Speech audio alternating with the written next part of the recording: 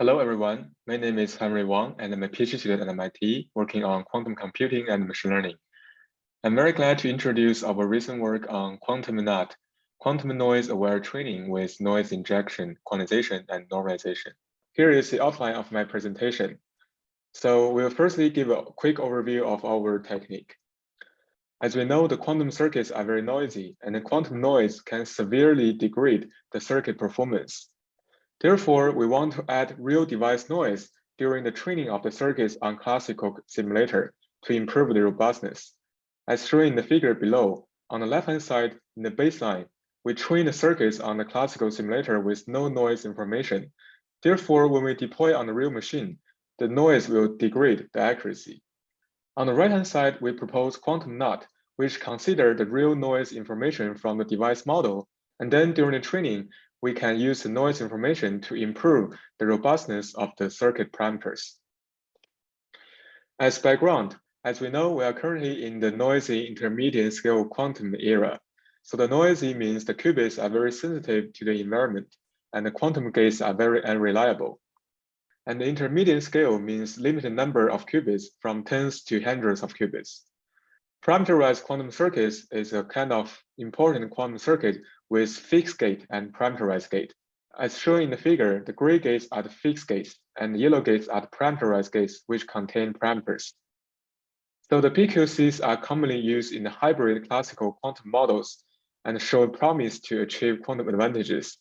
Typical parameterized quantum circuits include the VQE circuit, QNN, and also the QAOA circuits. The quantum neural net is one kind of parameterized quantum circuit to perform the machine learning task.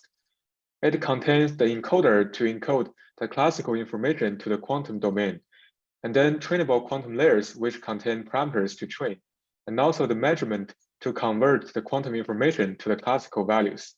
We can also concatenate multiple blocks to encode back the measurement outcome to the quantum information, and then process, and then do the measurement. And finally, we can use some post-processing techniques, such as the softmax function, to obtain the probability for each class. However, the challenge of the parameterized quantum circuit is the large noise. The noise can degrade the PQC reliability. Here, as shown in the figure, we show the quantum neural nets for the MNIST4 handwriting digits classification task. And as we increase the number of parameters in the circuit, we can see that noise-free simulation accuracy is increased. But the real measured accuracy on the quantum machine first increased, but then decreased because of the large noise introduced by more gates. So there is a large gap because of the large quantum noise when we have a large number of parameters. Therefore, we have to come up with some noise-aware training technique to improve the robustness of the quantum circuit. Here, we introduce the three techniques in the QuantumNAT.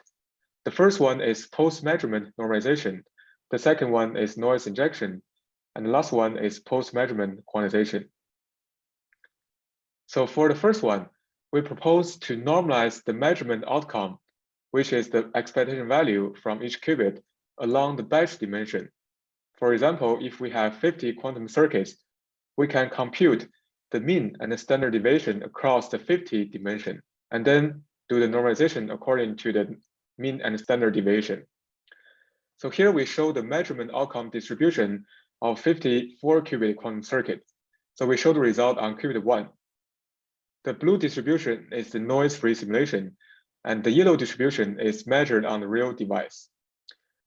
So here we can see that the distribution of the noise-free simulation and real device has a very large difference, and the signal-noise ratio is only 0.89.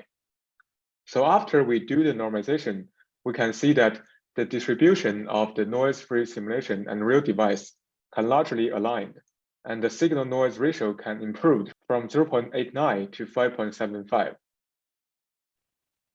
The second technique we propose is called noise injection. So we inject noise during the training on the classical simulator. So the error we inject contains Pauli error and also the readout error. Specifically, we firstly have a compiled quantum circuit, which is noise-free. And then, according to the target deployment device, we can obtain the QC-backed noise model. So using the noise model, we can sample some Pauli error gates and also the readout error. For example, we can sample some poly gates, the X gate or Y gates, and then insert them to the circuit. And also for the readout error, we will apply the readout error matrix to the measurement outcome on the classical simulator. Therefore, we inject noise during the training of the parameters. We use the circuit with injected noise to perform the parameter updates. So this is one step. In the next step, we will sample a new set of poly gates and then also apply the new readout error to the circuit and then update parameters. So we repeat the process for many times. Then the parameters are aware of the quantum noise.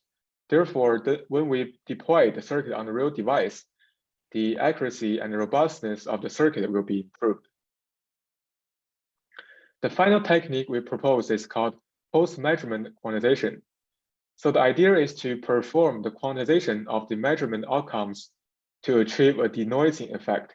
For example, as shown in the figure, if we have very small errors, after the quantization, we can reduce the error because those errors can be mitigated and the result will be quantized to those centroids.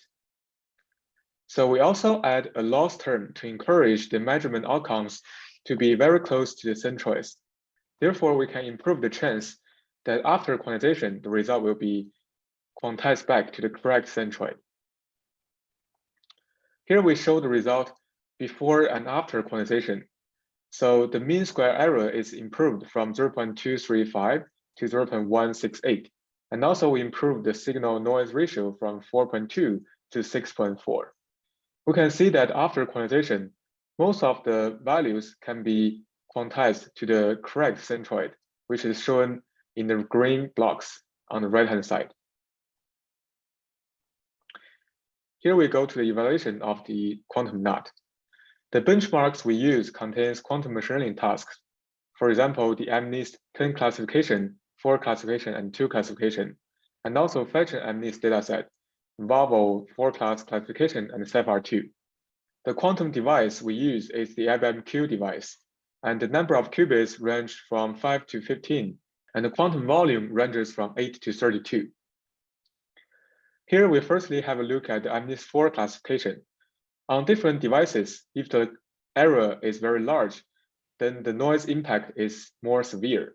So here we can see that on the IBM-Q Yorktown machine, the result is severely degraded from the noise-free 87% accuracy to only 23% accuracy. And after applying the QuantumNAT techniques, we can improve the accuracy from 0.23 to 0.62. That's also the case for other devices. QuantumNAT can achieve consistent improvements on various benchmarks. We experiment on different quantum devices from San Diego to Yorktown, Belém, and Athens. And also we apply different models with different number of blocks and layers. We also experiment on different tasks. And the QuantumNAT can achieve consistent improvement over the baseline techniques. We also show the result of QuantumNAT on different gate set design spaces. For example, the ZZ plus RY space or RxYZ space. We can see in the table that QuantumNAT can improve the accuracy over the baseline. Here we also perform ablation studies on different noise injection methods. So in the QuantumNAT, we use the gate insertion method. Here we compare the gate insertion to the rotation angle perturbation, where we can add some Gaussian noise to all the rotation angles in the circuit. Here we can see that when we increase the noise factor, the gate insertion method can achieve higher accuracy than the rotation angle perturbation method. We also compare the gate insertion to the measurement outcome perturbation method, where we can directly add the Gaussian noise to the measurement outcome of each qubit. As shown in the result, on different devices, the gate insertion can achieve high accuracy to the measurement outcome perturbation. Therefore, in the QuantumNAT, we use the gate insertion method. We also perform the visualization of the feature space for the MNIST2 classification task. Here we can see that for the baseline, yellow dots are actually crowded in a very small region. So all the samples of digit 3 are misclassified. After performing the post-measurement normalization, we can stretch the distribution of the feature. Therefore, many of the samples can be correctly classified.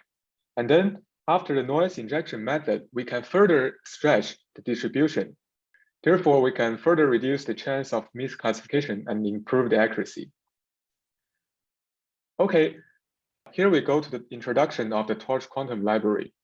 So the Torch Quantum Library is an open source library for interdisciplinary research of quantum computing and machine learning.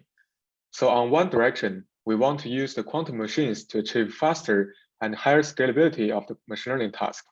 So we support different quantum machine learning algorithms, including quantum neural net and quantum kernel methods in our library. On another direction, we also want to use machine learning to optimize the quantum system problems, such as quantum compilation, unitary synthesis, etc. The features of the Torch Quantum includes easy construction of the parameterized quantum circuits using PyTorch. We also support batch mode inference and training on GPUs, which can achieve very high parallelism and fast training. We also have easy deployment pipeline on real devices, such as IBM Q quantum devices. We also provide tutorials and example projects in our Torch Quantum library, videos and collab examples to help users get familiar with the library. Finally, as conclusion, we propose QuantumNAT, which is a framework for noise-robust parameterized quantum circuit training. We have post-measurement normalization technique, noise injection, and post-measurement quantization to improve the robustness of the parameters. We can achieve over 94% and 34% two-class classification and 10-class classification accuracy on real machine. We also open source the Torch Quantum library for the research in the quantum plus machine learning area. So thank you for listening, and for more information, please visit our website at qmss.mit.edu. Thank you.